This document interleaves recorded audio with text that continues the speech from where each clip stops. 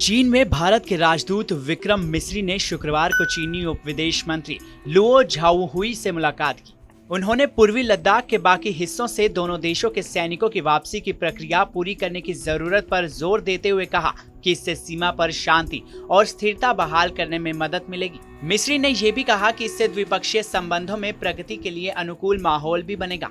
पूर्वी लद्दाख में पेंगोंग झील के उत्तरी और दक्षिणी किनारों से दोनों देशों के सैनिकों के हटाए जाने की प्रक्रिया पूरी होने के कुछ दिनों बाद ये मुलाकात हुई है।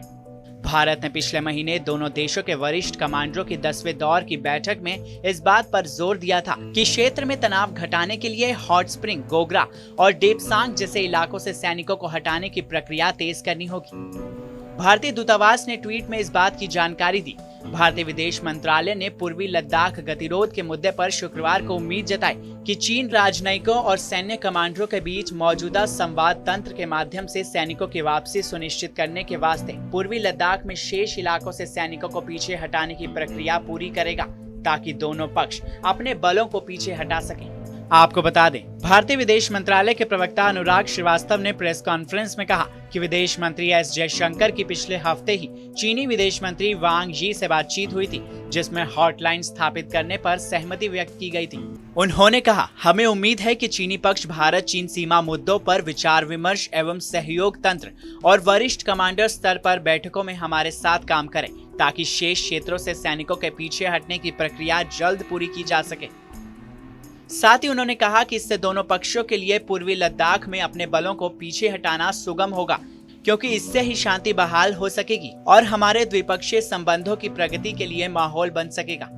जानकारी के लिए बता दें, पिछले महीने दोनों देशों की सेनाओं ने पूर्वी लद्दाख में कई महीने तक जारी गतिरोध के बाद उत्तरी और दक्षिणी पेंगोंग क्षेत्र से अपने अपने सैनिकों और हथियारों को पीछे हटा लिया था। हालांकि कुछ मुद्दे अभी बने हुए हैं। माना जाता है कि बातचीत के दौरान भारत ने गोगरा, हॉट स्प्रिंग, डेपसांग जैसे क्षेत्रों से भी तेजी से पीछे हटने पर जोर दिया था, लेकिन फिलहाल चीन की ओर से इस पर कोई बात नहीं कही गई है। बहरहाल अब दोनों देशों का विवाद पूरी तरह से कब खत्म हो पाता है, ये देखना होगा। फिलहाल के लिए इस खबर में इतना ही।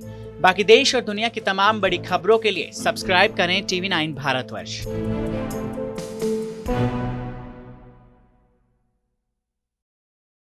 आपकी सेहत आपकी बात।